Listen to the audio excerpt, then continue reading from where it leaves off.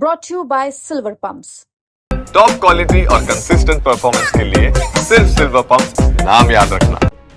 जंगल का रास्ता तो मौत है जी, सीधी मौत है। वहाँ तो कोई रे चांस है जी, पर ग्रुप है, ग्रुप में चाल पड़े तो ठीक है, नहीं कोई 2 मिनट बैठ गया सांस लें।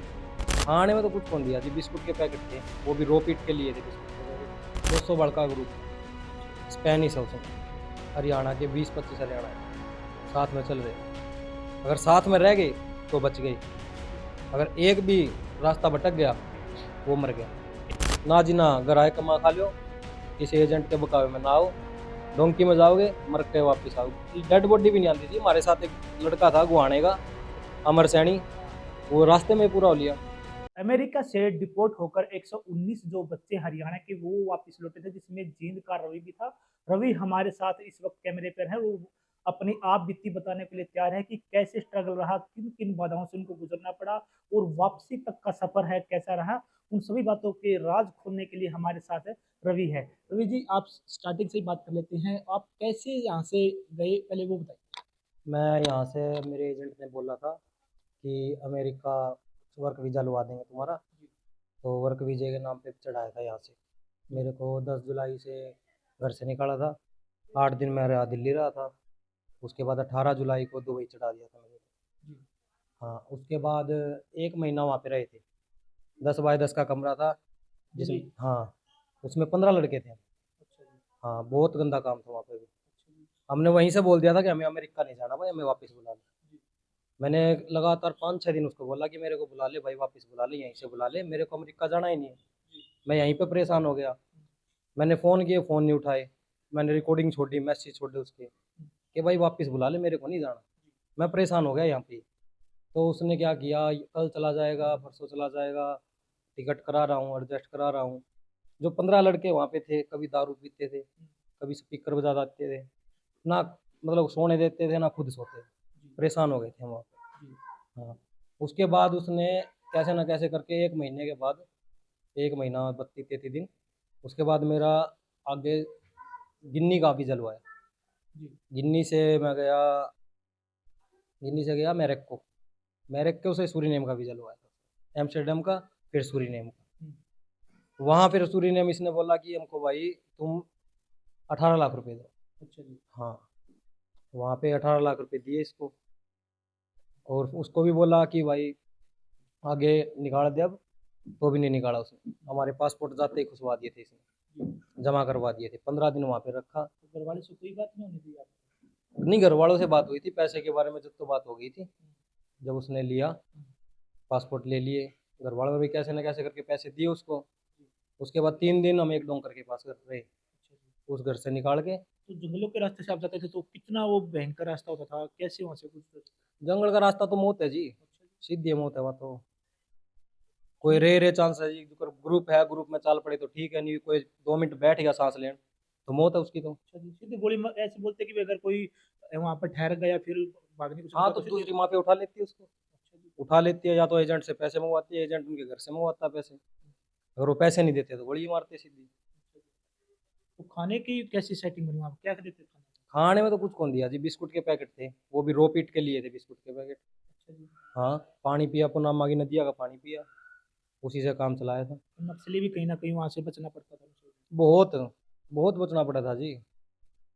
इवनू लगा लो, हम चल रहे हैं, 200 बड़का ग्रुप है, अच्छा जी। स्पेनिश है उसमें, हरियाणा के 20-25 हरियाणा के साथ में चल रहे हैं। अगर साथ में रह गए तो बच गए, अच्छा जी। अगर एक भी रास्ता भटक गया जी। वो मर गया। क्या लड़कियां भी उस ग्रुप में होती थी? हाँ, लड़कियां भी थी, अच्छा जी। लड़कियां भी थी हमारे साथ। तो जो लड़कियां होती थी, क्या जो पीछे रह जाती थी, तो क्या वो अपने सही सलामत होती थी या फिर वो टॉर्चर किया जाता था? नहीं नहीं नहीं नहीं नहीं, वो उसको डोंकर लेके आता था, अच्छा पीछे डोंकर लेके आता था। डोंकर उसके साथ गलत हरकत करे या कुछ भी करे वो उसको पता था। जी। हाँ, तो फिर आप जब अमेरिका पहुंचे तो फिर वहां कैसे आप इतने दिन तक अपने समय बिताया, कैसे लुक छुप के रहना पड़ता था पुलिस से? अमेरिका पहुंचने से पहले तो बहुत कठिनाई आई जी। क्या क्या? इन्होंने 2 महीने तो ना तो पैसे भेजे खाने के, कोलंबिया में रोक दिया, ना खाने के पैसे भेजे, ना फ़ोन उठाते, ना आगे निकालते, कुछ भी नहीं किया।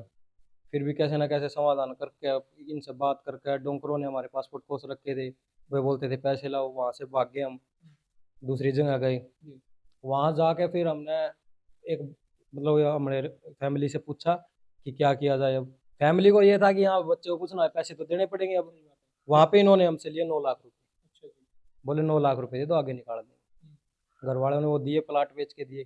प्लाट बेच के लिए। प्लाट बेच के दिए जी, कुछ ब्याज पे लिए। तो कहीं ना कहीं अपना घर के एक गिरवी रखने के बड़ी हालात तक आ गई। गिरवी तो आगे रखा है जी, तो ये ब्याज के प्लाट के हैं जी। अच्छा जी। जब उसने डिमांड करी ना पुनामा के बाद, और डिमांड करी उसने 8 लाख रुपए। फिर हमने मकान पे लोन लिया। मकान पे लोन लेने में लग गया, टाइम लग गया हमारा कि 1 महीना लग जाएगा भाई। तो उसने बोला कि तब तक मैं तुम्हारे पैसे ब्याज पे ले लेता हूँ। हमने सोचा कि जब तब तक रुक जाएगा, ये फोर्स नहीं करेगा घर को, घर वालों को टेंशन नहीं देगा। फिर हमने बोला चल भाई तू ले ले, हम दे देंगे।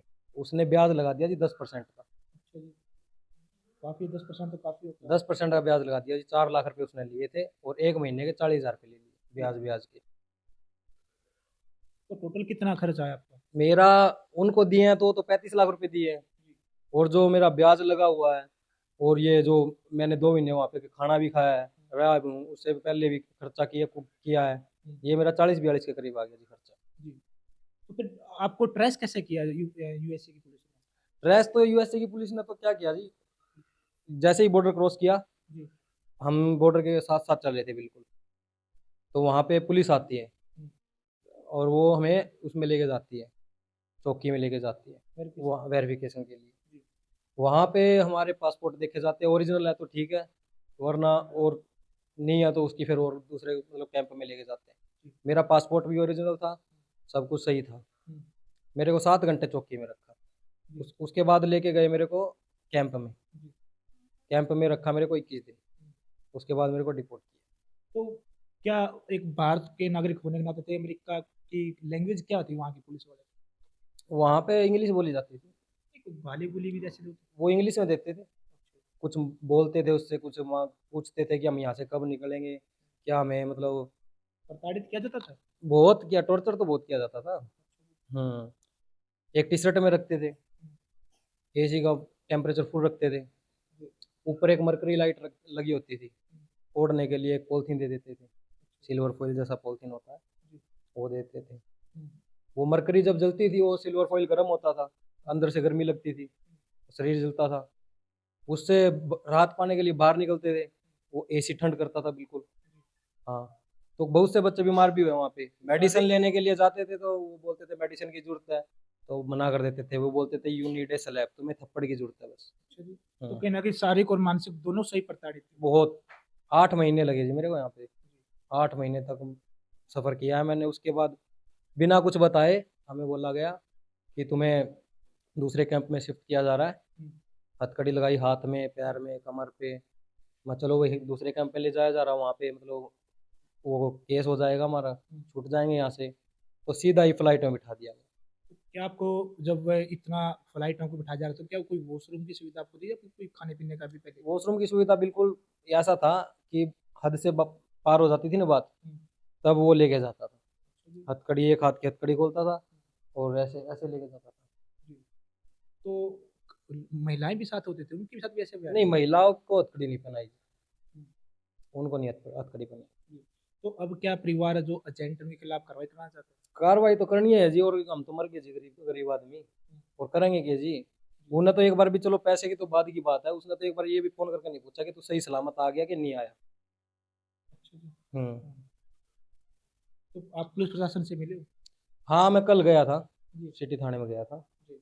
SHO साहब मिले थे, उन्होंने उनसे बात की, सब कुछ बताया उनसे। तो उन्होंने फिर सिविल लाइन बताई, सिविल लाइन में कंप्लेंट दर्ज होगी।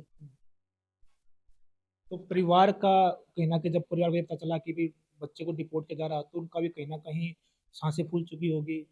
वे तो बिल्कुल पागले थे जी, पागले हो रहे थे। मैं तो उन तो ज़्यादा मैं हो रहा था। 40 घंटे का सफ़र मैंने भी राजी ऊपर काटा, सब कुछ तो यार 8 महीने का सफ़र याद आ गया जी मेरे को।